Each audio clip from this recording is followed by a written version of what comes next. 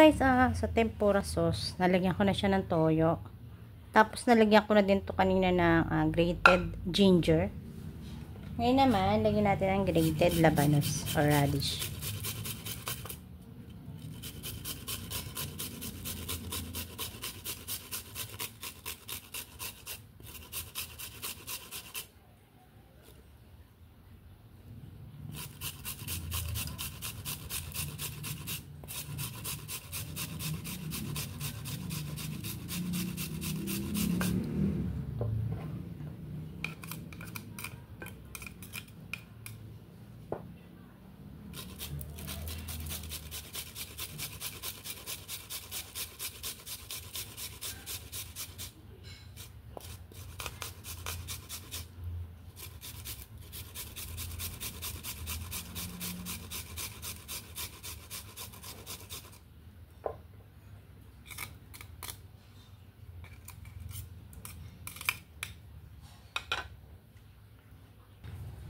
Lagyan natin guys sa water.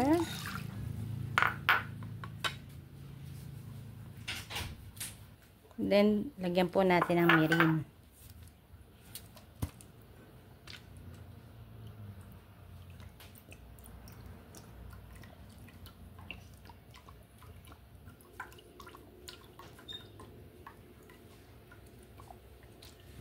Yan guys, mirin po to. Yan. Tapos, pakulaan lang natin ng konti guys. Yan guys, pakulaan lang natin ng konti. Tapos okay na yan. Yun lang guys, meron ka ng tempura.